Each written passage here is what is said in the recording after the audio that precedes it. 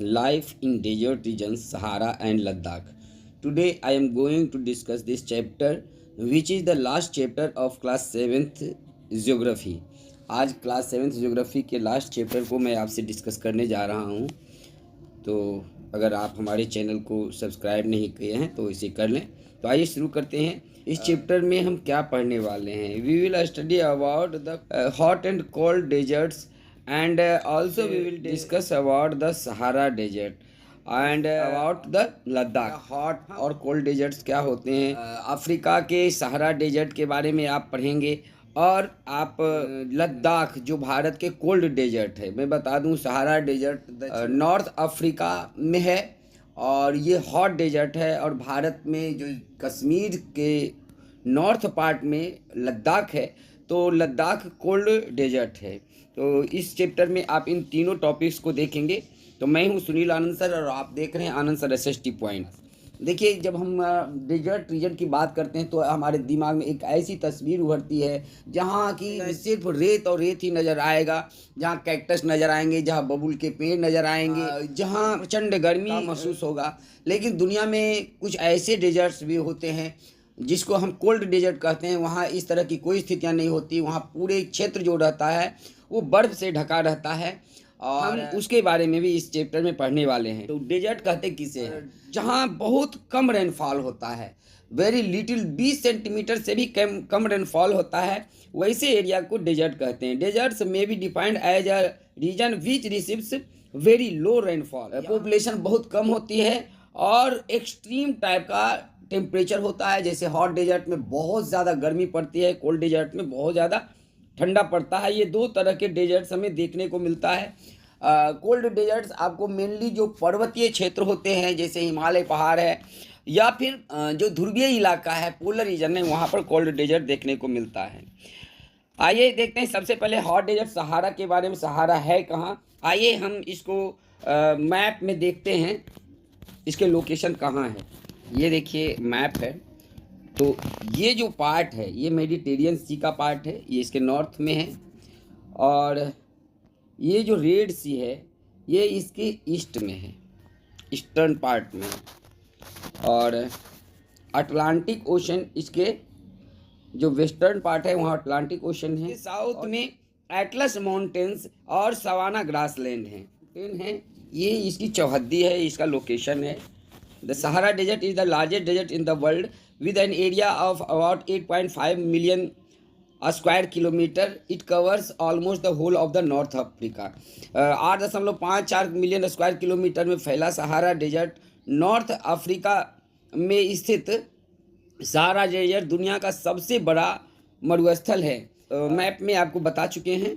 ये देखिए सहारा के चित्र यहाँ पर दिए हुए हैं, जो पूरा रेतीला क्षेत्र है। Sahara is not entirely a sandy desert. There are extreme area of pebbles and gravels and a smooth where rocky surface. Sahara desert में पूरा सैंडी नहीं है, जैसे कि भारत में थार डेजर्ट है, पूरा रेतीला क्षेत्र है। यहाँ पर ग्रेवल्स पाए जाते हैं, पेबल्स पाए जाते हैं और बहुत बड़ा एरिया जो है वो पहाड़ी और चट्टानों से भरा हुआ है। सहारा डेजर्ट का जो भूमि है वह अनइवन है, यानी उबड़ खाबड़ हैं। और इस most of the plain but there are a few plateaus. बहुत बड़ा क्षेत्र प्लेन भी है, लेकिन कुछ प्लेट्यू रीजन और कुछ माउंटेन रीजन भी हैं, जैसे कि तिबेती रेंजेज और अहगर रेंजेज। ये सब माउंटेन रेंजेज हैं सहारा डेजर्ट में। सहारा डेजर्ट में बहुत सारे क्षेत्र ऐसे हैं जहाँ पानी अवेलेबल है और वहाँ पर मरुद्यान स्थित है। इसके पूर्वी और दक्षिणी हिस्से में नील और नाइजर नदी बहती है। Like Chad on the southern border is only fresh water lake in this desert. इस डेजर्ट में एकमात्र फ्रेश वाटर लेक है जिसको लेक चाड कहा जाता है। आइए देखें यहाँ का क्लाइमेट कैसा है। The climate of the Sahara is generally hot and dry. Sahara desert hot desert है, इसलिए जाहिर तौर पर यहाँ सूखा और गर्म जलवायु पाया जाता है। The highest temperature of the world 58 degree Celsius has been recorded here at Algeria in Libya. Libya की राजधानी अल्जीरिया में सबसे ज़्यादा गर्मी मापी गई है 58 डिग्री सेल्सियस। दुनिया का सबसे हॉट प्लेस है अल्जीरिया, जो लीबिया की राजधानी है। द टेम्परेचर रेंजेज, रात में 55 डिग्री सेल्सियस तक चला जाता है माइनस में, जो फ्रीजिंग पॉइंट से काफ़ी नीचे है। और दिन के बारे में बता ही चुके हैं कि 58 डिग्री तक चला जाता है। The humidity is very low and skies are cloudless, rainfall is scanty. यहाँ की जो जलवायु होती है उसमें आर्द्रता बहुत कम होती है, यानी जलवाष्प की मात्रा बहुत कम होती है। आसमान बिल्कुल साफ होते हैं और बहुत कम बारिश होती है।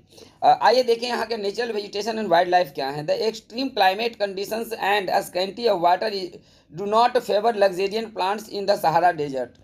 सहारा के रीजन में एक्सट्रीम क्लाइमेटिक कंडीशन के कारण और बारिश कम होने के कारण यहाँ लग्जेरियंट प्लांट्स नहीं पाए जाते हैं। ये बहुत मोटे मोटे पेड़ नहीं पाए जाते हैं। Thorny bushes and shrubs are common, सभी डेजर्ट की तरह यहाँ भी कटीले झाड़ियाँ और सर्ब्स पाए जाते हैं। कैक्टस, अकेसियाज मेन पेड़ पौधे होते हैं यहाँ। खजूर के पेड़ इस ओएसिस के नज़दीक पाए जाते हैं, जो हमारा उद्यान होता है।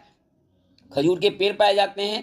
Plants in desert have long roots, thick barks and a small leathery leaves to reduce the rate of transpiration.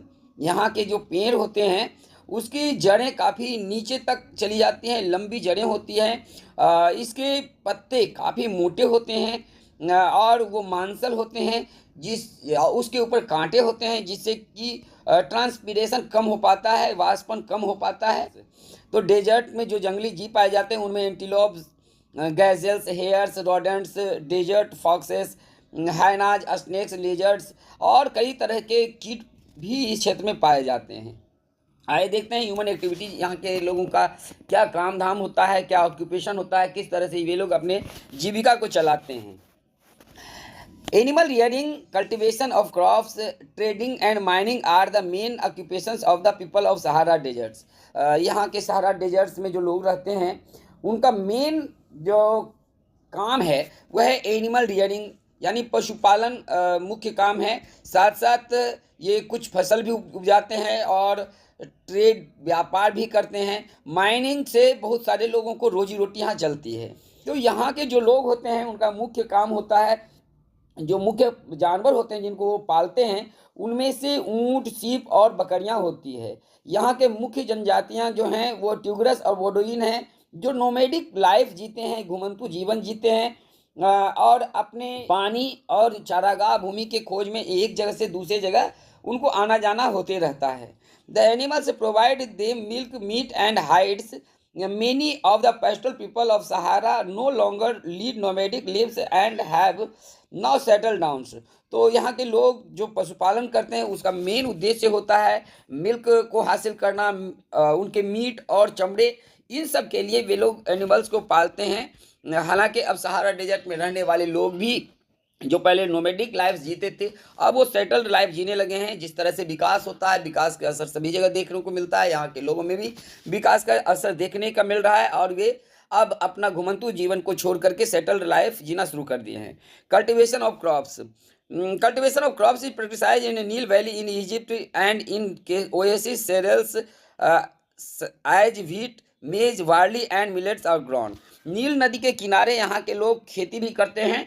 जो वहाँ के मरुद्यान हैं उनमें से मुख्य जो अनाजें हैं उनमें गेहूँ, मकई, बार्ली और कुछ मोटे अनाज यहाँ के लोग उपजाते हैं। Date palm is very valuable tree, यहाँ के जो खजूर के पेड़ होते हैं वो काफ़ी महत्वपूर्ण पेड़ होते हैं। Vegetables and fruits like figs, olives and apricots are also grown. यहाँ नील नदी के लगते हुए इलाके में जो ओएसिस है वहाँ कुछ अनाज भी उपजाया जाता है, जिनमें से गेहूँ, मकई, बार्ली और मिलेट्स उपजाए जाते हैं। जो खजूर या डेट पॉम्स होते हैं उनको भी उपजाया जाता है और वो काफ़ी वैल्यूबल्स पेड़ माने जाते हैं। इसके साथ साथ कुछ सब्जियाँ और फल की भी खेती होती है, जिनमें से फिग्स, ओलिव्स, एप्रिकॉट्स ये सब उपजाया जाता है। यहाँ cotton is important commercial crops in the Nile valley, जो नील नदी की घाटी है वहाँ पर मुख्य रूप से कॉटन उपजाया जाता है। The Sahara desert is rich in minerals like iron ore, copper, manganese and uranium. Fossil fuels like coal, petroleum and natural gas are also found in abundance. तो सहारा डेजर्ट जो होता है वहाँ पर बहुत से मिनरल्स भी पाए जाते हैं, जिनमें से आयरन और कॉपर, मैग्नीज और यूरेनियम यहाँ के ज़मीन के अंदर से निकाला जाता है। फॉसिल फ्यूल्स जैसे कोयले, पेट्रोलियम और नेचुरल गैस, ये सबको फॉसिल फ्यूल कहा जाता है और ये बड़ी भारी मात्रा में सहारा डेजर्ट में पाया जाता है। यहाँ के लोगों का मेन ऑक्यूपेशन जो है वो माइनिंग और वाइल ड्रिलिंग है। Transport and cities. Camel is the ship of desert. Camel को मरुस्थल का जहाज कहा जाता है, ऊँट को मरुस्थल का जहाज कहा जाता है। हालांकि अब जो मोटर गाड़ी का इन्वेंशन हो गया है तो अब वहाँ कारवां जो पहले ऊँट का चलता था उसके जगह पर अब मोटर गाड़ियाँ चलने लगी है। फिर भी अभी भी लोग अपने सामान को ढोने के लिए और लोग एक जगह से दूसरी जगह जाने के लिए ऊँट का उपयोग करते हैं।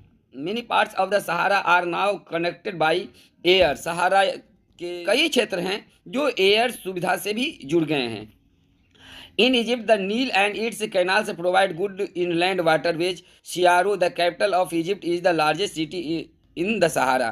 जो नील नदी और उससे जो नहर निकाले गए हैं वहाँ पर इनलैंड वाटरवेज भी चलता है। सियारो इजिप्ट यानी मिस्र की राजधानी है और यह सहारा डेजर्ट का सबसे बड़ा शहर है। ये देखिए सियारो है, मिस्र का शहर है इजिप्ट का। Giza, the famous for its pyramid and sphinx, is a major tourist centre. ये देखिए गीजा का स्फिंक्स है, यहाँ पर दुनिया के लोग घूमने के लिए आते हैं। इसको दुनिया के 7 प्राचीन अजूबों में से एक अजूबा माना जाता है। उस दौरान जब आज से 7,000 साल पहले का बना हुआ ये गीजा का पिरामिड है। Timbuktu and Mali is an important trading post. Timbuktu और माली यहाँ के महत्वपूर्ण व्यापारिक स्थल हैं। Port Said and Alexandria in Egypt and Tripoli the Libyan capital are big ports on the Mediterranean sea. यहाँ कुछ पोर्ट भी हैं, जैसे अलेक्जेंड्रिया पोर्ट इजिप्ट में, पोर्ट सैड जो है वो इजिप्ट में है और त्रिपोली ये लीबिया में है। लीबियन कैपिटल में ट्रिपोली पोर्ट है जो मेडिटेरियन सी के पास है। ये काफ़ी महत्वपूर्ण है। लाइफ ऑफ द पीपल, लोगों का जीवन काफ़ी मुश्किल भरा होता है और वे हार्श कंडीशन में जीते हैं। वे ढीले ढाले कॉटन क्लॉथ पहनते हैं जिससे कि वो धूल और गर्मी से खुद को बचा सकें। यहाँ के घर की जो छतें होती है वो ढलवा होती है और दीवार काफ़ी मोटे मोटे होते हैं, उसमें बड़ी बड़ी खिड़कियाँ होती हैं जो इनको एक्सट्रीम हॉट कंडीशन से बचाती है। जो माइनिंग एक्टिविटीज़ है यहाँ, जो लोहा, कोयला और पेट्रोलियम पदार्थ निकाले जाते हैं, यहाँ के लोगों के ज़रूरतों को पूरा करने में वो काफ़ी बड़ी भूमिका निभाते हैं। वे इन चीज़ों को बेच करके दूसरे देश से अपने ज़रूरत की चीज़ को मंगाते हैं। The life of the people in Sahara is gradually changing from a nomadic one to a more modernized one. अब इनका जीवन जो घुमंतु जीवन था उससे बदल करके अब ये आधुनिक जीवन जीने लगे हैं। अब हम लद्दाख जो कि कोल्ड डेजर्ट है, इस रीजन के बारे में पूरा डिटेल से आपको बताने वाले हैं। आइए शुरू करते हैं। लोकेशन के बारे में बताएंगे। सबसे पहले Ladakh is one of the 8th union territory in India. Ladakh आज भारत का 8वां यूनियन टेरिटरीज है। 2019 से पहले लद्दाख जम्मू कश्मीर राज्य का हिस्सा हुआ करता था, लेकिन धारा 370 हटने के बाद मोदी जी ने लद्दाख को एक अलग से यूनियन टेरिटरी का दर्जा दे दिया। तो आइए देखते हैं। ग्रेटर हिमालयाज के क्षेत्र में, हम नक्शा में भी आपको बताएंगे, ग्रेटर हिमालयाज के क्षेत्र में काराकोरम, इसके उत्तर में काराकोरम रेंज है और दक्षिण में जक्सर रेंज है और उसके बीच में लद्दाख रेंज है और उसी रीजन में लद्दाख पड़ता है। आइए हम नक्शा से भी आपको दिखाएं। ये पूरा जो क्षेत्र है ये लद्दाख रीजन है और ये जो क्षेत्र है ये भारत के जम्मू कश्मीर का रीजन है। अगर पूरा जम्मू कश्मीर जो पहले था ये पूरा राज्य जम्मू कश्मीर था। इसके भी कई पार्ट हैं, हम सबके बारे में आपको बताएंगे। तो ये लद्दाख का रीजन है, लद्दाख का रीजन है ये देखिए लद्दाख रीजन में के जो प्रमुख हिस्से हैं, ये कारगिल का रीजन है। कारगिल की लड़ाई आपने सुना होगा जो 1998 ईस्वी में भारत और पाकिस्तान के बीच में हुआ था। ये नेवरा रीजन कहलाता है। ये लेह का रीजन है। लेह यहाँ की राजधानी भी है और सबसे बड़ा शहर भी है। इसके बाद जो लास्ट में ये साउदर्न पार्ट है, इसको चांगटोंग कहा जाता है। तो ये आप नक्शा में देख सकते हैं। एक प्रमुख बात बता दूं कि लद्दाख जितना भारत के नक्शा में दिखता है उस पूरे रीजन पर भारत का कंट्रोल नहीं है। ये जो हिस्सा है हमारा, ये हिस्सा यही हमारे कंट्रोल में अभी है, जो लद्दाख का रीजन कहलाता है। ये अक्साई चीन 1961-62 में जो भारत चीन लड़ाई हुआ था, उसके बाद ये चीन के कब्जे में चला गया है, लेकिन हमारा देश आज भी इस क्षेत्र पर अपना कब्जा अपना अधिकार मानता है। और ये जो क्षेत्र आप देख रहे हैं, ये बाल्टिस्तान, ये जो इलाका है आप देख सकते हैं, ये पूरा पाकिस्तान POK कहलाता है, पाक अधिकृत कश्मीर कहलाता है। पाकिस्तान इसके कुछ क्षेत्र को चाइना को भी दे दिया है। तो ये हमारा जो असली क्षेत्र है वो ये बचा हुआ है। हालांकि ये दोनों जो क्षेत्र है इस पर हम अपना दावा रखते हैं और भविष्य में यह भारत का हिस्सा हो सकता है, इसीलिए इसको आज भी भारत में शामिल किया जाता है। तो आइए, लोकेशन हम अच्छी तरह से आप देख चुके हैं। सियाचिन ग्लेशियर जो है यहाँ का, ये सबसे, इस पर भारत का ही कब्जा है और सबसे ऊंचा और सबसे ठंडा जगह माना जाता है। यहाँ पर निर्जन इलाका है, लेकिन सैनिक हमारे यहाँ रहते हैं। लद्दाख पहाड़ी क्षेत्रों में है, इसलिए ये बहुत ही ठंडा और बिल्कुल निर्जन मरुस्थल है। यहाँ बहुत कम लोग रहते हैं। यहाँ बहुत सारे दर्रे हैं, पासेस है, जिनमें काराकोरम और जोजिला काफ़ी प्रमुख पासेस है। The region is drained by river Indus and its tributary Shyok, Zaksar, Nevra and Suru। ये जो क्षेत्र है यहाँ पर कुछ नदियाँ बहती है, मेनली इंडस रिवर और उसके कुछ सहायक नदियाँ जिसमें श्योक, जक्सर, नुब्रा और सुरू, ये सारी नदियाँ इन क्षेत्रों में बहती हैं। कुछ गहरी खाई बना करके ये नदियाँ बहती हैं और बाकी का जो पूरा क्षेत्र है वो रॉकी चट्टानी डेजर्ट सरफेस है। इन क्षेत्रों में बहुत सारे बर्फ की नदियां हैं, पिंगोंग सो और Tso Moriri are two big and beautiful lakes in the region. Pangong Tso और मोरिरी दो बड़े खूबसूरत झरना इस क्षेत्र में हैं। Climate, Ladakh experiences and extreme climate. यहाँ एक्सट्रीम क्लाइमेट पाया जाता है। गर्मियों में दिन गर्म होते हैं जबकि रातें ठंडी होती है और सूर्य चमकते हैं। जो क्षेत्र जहाँ बारिश कम होती है वहाँ बादल वो क्लाउडलेस होता है और नाइट्स जो होते हैं काफ़ी कोल्ड होते हैं। ह्यूमिडिटी बहुत कम होती है। खास करके जो विंटर का सीजन होता है वो बहुत ही ठंडा होता है और खास करके जो हिमालय के उत्तर वाला जो क्षेत्र है वह north shadow rain shadow area बनता है। देखिए, रेन शैडो एरिया क्या होता है मैं आपको समझाने का प्रयास करता हूँ। ये पहाड़ है ना, तो इस एरिया में जो अगर बादल आता है इस तरह से, ये क्लाउड आता है, तो ये बारिश यहीं पर बारिश करवा देता है ये एरिया में, और ये यहाँ से ये इधर नहीं आ पाता। तो ये जो एरिया है इसको रेन शैडो एरिया कहते हैं। रेन शैडो एरिया ये है, ये कहलाता है। ये जो एरिया है ये रेन शैडो एरिया है। ये बारिश यहाँ होती है इस क्षेत्र में, ये क्लाउड से। तो नॉर्दर्न एरिया जो है वो रेन शैडो, और जो साउथ वेस्टर्न मानसून विंड्स जब चलते हैं तो इस पर्वत के दक्षिणी छोर पर कुछ बारिश करवाते हैं, लेकिन उत्तरी छोर पर बारिश नहीं होती है। The south west monsoon winds upon reaching the Himalayas cause a lot of rainfall in the on it's southern slopes. जो इसके साउदर्न स्लोप्स हैं वहाँ नॉर्थ साउथ वेस्ट मानसून जब वहाँ पहुँचती है तो उस क्षेत्र में बारिश करवाती है। वहाँ तक पहुँचते पहुँचते लद्दाख एरिया में हवा में मॉइस्चर नहीं होता, मतलब हवा में पानी की मात्रा नहीं होती है, इसलिए बारिश बहुत ही कम होती है। During winter however there is heavy snowfall in this region. सर्दियों में इस क्षेत्र में काफ़ी ज़्यादा स्नोफॉल होता है। आप लोग देखे होंगे सड़कों पर बहुत ऊंचा ऊंचा स्नोफॉल हो जाता है, लोग स्केटिंग करने के लिए जाते हैं। Natural vegetation and wild life, यहाँ प्राकृतिक वनस्पति कैसी है और उसमें कौन कौन से जीव जंतु पाए जाते हैं। Due to scanty rainfall the vegetation in Ladakh is sparse. चूँकि बारिश यहाँ कम होती है इसलिए वेजिटेशन यहाँ बहुत कम होती है। यहाँ कुछ पेड़ पाए जाते हैं जैसे willow, Cyprus, Elm, Juniper, popular. इस तरह के जो नदी घाटी है, जो लोअर स्लोप्स हैं, निचली भूमि है पहाड़ के, वहाँ पर इस तरह के कुछ पेड़ पाए जाते हैं। The higher slopes have grasses and shrubs, जो पहाड़ के ऊंचे वाला भाग है वहाँ पर घास है होते हैं और कुछ झाड़ियाँ पाई जाती है। यहाँ कुछ जो जंगली जीव पाए जाते हैं उनमें तिब्बतन एंटीलोप, जिसको चीरू कहा जाता है, जंगली बकरी, भेड़, यॉक और तिब्बतन वाइल्ड एस पाए जाते हैं, जिसको कियांग के नाम से जाना जाता है। तो यहाँ जो मुख्य पक्षी पाए जाते हैं उनमें पिजन, कैरियन क्रो, चूकर और गोल्डन ईगल, ये लद्दाख में कॉमनली पाए जाते हैं।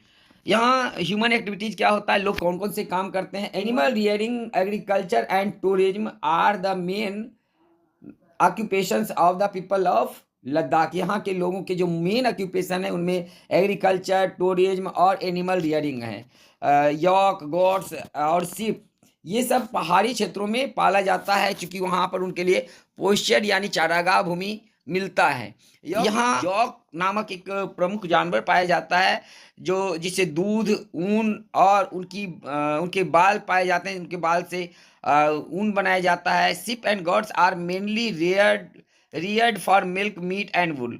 जो बकरी और भेड़ें होती है वह दूध, मांस और ऊन के लिए पाली जाती है। वुल, यहाँ ये जो बकरियां पाई जाती है उनमें से विश्व प्रसिद्ध पश्मीना ऊन प्राप्त किया जाता है। अच्छी क्वालिटी के शॉल, ब्लैंकेट और कारपेट के लिए दुनिया भर में जाना जाता है। Agriculture is practise in the valley and on the lower slopes. जो नदी घाटी है लद्दाख की, वहाँ पर और जो निचले स्लोप्स है, ढाल हैं, वहाँ पर खेती की जाती है। Crops are grown in summer season from May to September.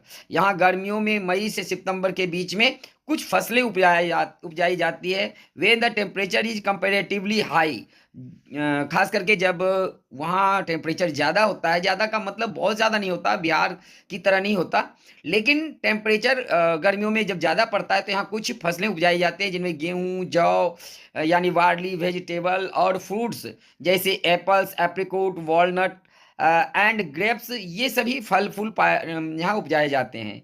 In winter the extremely cold and weather does not permit agriculture. सर्दियाँ बहुत ज़्यादा ठंडी होती है, पूरा बर्फ से इलाका भरा हुआ ढका हुआ रहता है, इसलिए एग्रीकल्चर करना, खेती करना यहाँ काफ़ी मुश्किल होता है। During this time people engage themselves in handicrafts like weaving and carpet making। तो जब खेती करने लायक मौसम नहीं होता वहाँ, तो लोग कारपेट बनाना और हाथ से कपड़े बुनने का काम करते हैं। ये सब यहाँ के मुख्य कार्य हैं, लोगों के ऑक्यूपेशंस हैं। Tourism is an important economic activities in Ladakh. Ladakh के क्षेत्रों में जो टूरिज्म है उसको काफ़ी बढ़ावा दिया जा रहा है, वो काफ़ी महत्वपूर्ण इकोनॉमिक एक्टिविटीज है। देश के लोग हैं या जो दुनिया भर के लोग हैं, यहाँ स्टार्क माउंटेन का जो लैंडस्केप है उसको देखने के लिए आते हैं। गोम्पास एक बुद्धिस्ट टूरिज्म पैलेस है, और यहाँ जो बहुत सारे फेस्टिवल्स मनाए जाते हैं उसको देखने के लिए दुनिया भर से लोग आते हैं। The government promotes tourism here by organising the Sindhu festival in June every year. हर साल जून के महीने में यहाँ भारत सरकार सिंधु फेस्टिवल का आयोजन करवाती है टूरिज्म को बढ़ावा देने के लिए। Transport and cities, the rugged terrain makes it very difficult to develop a good tourism good transport system in Ladakh. चूँकि यहाँ की ऊबड़ खाबड़ टेरेन है जो काफ़ी मुश्किल बना देता है सड़क या ट्रांसपोर्ट फैसिलिटी को बढ़ावा देने के लिए। सड़क बनाना काफ़ी मुश्किल काम होता है, रेलवे का विस्तार करना काफ़ी मुश्किल होता है। There are only a few motorable roads in this region. यहाँ मोटर चलने लायक बहुत कम ही सड़कें हैं। Leh is the most important town in Ladakh. Leh Ladakh का सबसे प्रमुख शहर है, यह प्रशासनिक और व्यापारिक हेडक्वार्टर है इस क्षेत्र के। लेह कश्मीर वैली से रोड के द्वारा जुड़ा हुआ है जो जोजिला दर्रे से होकर के गुजरती है। तो ये जो रोड है जोजिला रोड, वह करडांग लॉ से होकर के लेह को श्रीनगर से जोड़ती है। लेह मनाली रोड दुनिया का सबसे ऊंचा मोटर गाड़ी चलने वाला रोड है, दुनिया का सबसे ऊंचा रोड है। Kargil is another important town, both Leh and Kargil have air services. Kargil Ladakh का दूसरा प्रमुख शहर है। लेह और कारगिल दोनों ही शहर एयर ट्रांसपोर्ट से जुड़ा हुआ है। लाइफ ऑफ द पीपल, यहाँ के लोगों का जीवन कैसा है। यहाँ का कठिन भौगोलिक और भौतिक कंडीशन लोगों को के जीवन को काफ़ी मुश्किल बनाता है, और वे लोग अपने लाइफ स्टाइल को उसके अनुकूल ढाल लेते हैं, जो वहाँ के मौसम है उसके अनुसार ढाल लेते हैं। यहाँ घर बनाना काफ़ी मुश्किल होता है। छोटे छोटे घर, वो जो स्ट्रीम्स होते हैं, झरने होते हैं, या जहाँ किसान खेती होती है, उस रीजन में वे लोग अपना घर बनाते हैं। They are made up of sun dried bricks, जो धूप से सूखे हुए ईंट और ऐसे घर बनाते हैं, और ज़्यादातर घर फ्लैट रूफ्स होते हैं। यहाँ के ईस्टर्न पार्ट में लद्दाख में रहते हैं, वो तिब्बतन बुद्धिस्ट लद्दाखी है। Ladakhi is the common language spoken here. यहाँ के लोग जो ईस्टर्न पार्ट में रहते हैं वो तिब्बतन बुद्धिस्ट होते हैं। लद्दाखी यहाँ के प्रमुख भाषा है जो बोली जाती है, और कई सारे बुद्धिस्ट मोनेस्ट्रीज यहाँ हैं, जो स्तूप हैं जिसको गोम्पास कहा जाता है। गोम्पास काफ़ी पॉपुलर बुद्धिस्ट मठ होते हैं, जिसको देखने के लिए दुनिया भर से लोग आते हैं। The Hemis and Thiksey are some famous ones. Hemis और थिक्से कुछ प्रमुख इनमें से हैं, जो गोम्पास हैं। In western Ladakh the people mostly Muslims, जो पश्चिमी लद्दाख है वहाँ के ज़्यादातर लोग मुसलमान हैं। दे स्पीक बाल्टी लैंग्वेज, वे बाल्टी लैंग्वेज बोलते हैं। The government of India has undertaken a number measure to improve the living condition of the people of Ladakh. जो लद्दाख के लोग हैं उनके जीवन स्तर को ऊंचा उठाने के लिए, सुधारने के लिए भारत सरकार ने कई सारे कदम उठाए हैं, कई सारे प्रयास किए हैं। Transport and communication system is being developed, irrigation facilities are being provided, the hydro power potential is being tapped and tourism is being promoted on a large scale। इस क्षेत्र में बड़े पैमाने पर ट्रांसपोर्ट और कम्युनिकेशन सिस्टम को develop किया जा रहा है, साथ साथ इरिगेशन फैसिलिटी को उपलब्ध किया जा रहा है, हाइड्रो पावर का उपयोग किया जा रहा है। आपको पता है जो पहाड़ी रीजन होते हैं वहाँ जो झरना होता है उससे बड़ी मात्रा में हाइड्रो पावर को प्राप्त किया जाता है। तो इसके साथ साथ टूरिज्म को भी लार्ज स्केल पर यहाँ बढ़ावा दिया जा रहा है। यहाँ एक बुद्धिस्ट मोनेस्ट्री का चित्र दिया हुआ है, कितना खूबसूरत चित्र है, आप इसको देख सकते हैं।